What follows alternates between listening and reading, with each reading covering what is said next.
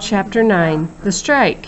Snow White made so much money that Roy and Walt bought 51 acres of land for a new studio in Burbank, California. In 1940, everyone moved into the new complex.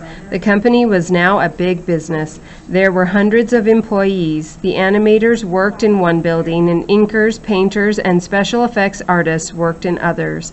Walt thought that his employees would be happy to leave their old cramped spaces and work in modern air-conditioned buildings, but he was wrong. In the old days, all the Disney employees worked closely together and felt like family.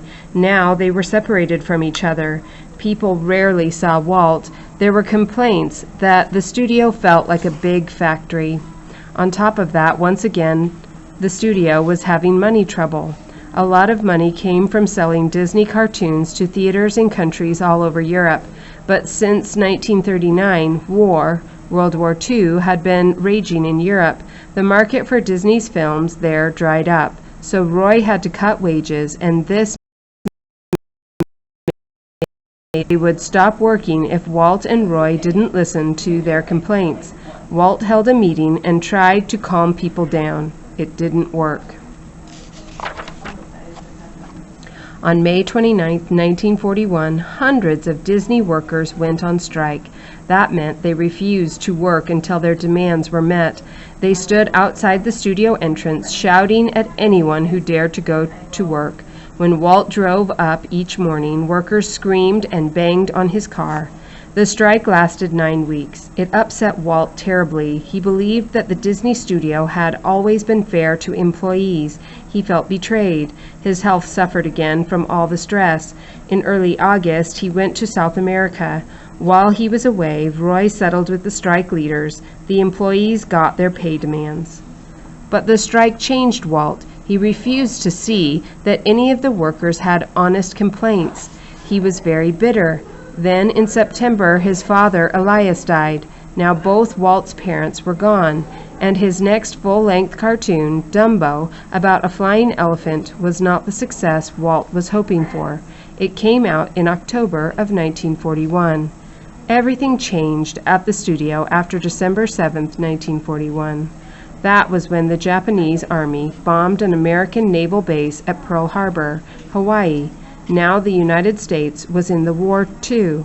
American soldiers were fighting on two fronts, in the Pacific and in Europe. The U.S. Army took over Walt's studio. Training films for soldiers were needed. Walt had a hard time feeling creative doing this kind of work. Pearl Harbor. On Sunday, December 7, 1941, the Japanese bombed a naval base at Pearl Harbor in Hawaii. The surprise attack destroyed U.S. warships and planes and killed 2,400 people. Americans were shocked by the news. President Franklin Roosevelt declared war on Japan the next day.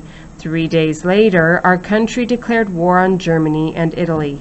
World War II ended in Europe in May 1945. Japan did not surrender until August 1945 after the United States dropped an atomic bomb on the cities of Hiroshima and Nagasaki, Japan. Walt used Donald Duck in several cartoons for the U.S. Army. In one, Donald plays a skinny American soldier who becomes a hero. In another film, Donald Duck is living a miserable life in Nazi Germany.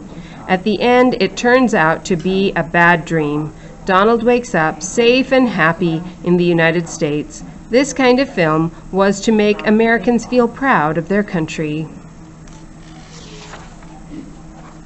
The war ended in 1945. Walt could now go back to making his own movies. Several live-action adventure movies came out, but audiences didn't like Treasure Island, Swiss Family Robinson, or 20,000 Leagues Under the Sea as much as they had liked Snow White. One Disney movie, Song of the South, made many people angry. The main character is an old African-American man named Uncle Remus who lives on a southern plantation. The NAACP, an early civil rights organization, felt the movie made the lives of slaves seem happy, even though the film was set after the Civil War had ended. Black Americans were very upset. Critics said Walt Disney was out of touch. Walt turned to making nature movies like Seal Island, stories that filmed real animals but had a made-up story. Walt did not for his classics. Maybe making movies was starting to bore him a little. Or maybe it was because Walt was already thinking about the next big thing.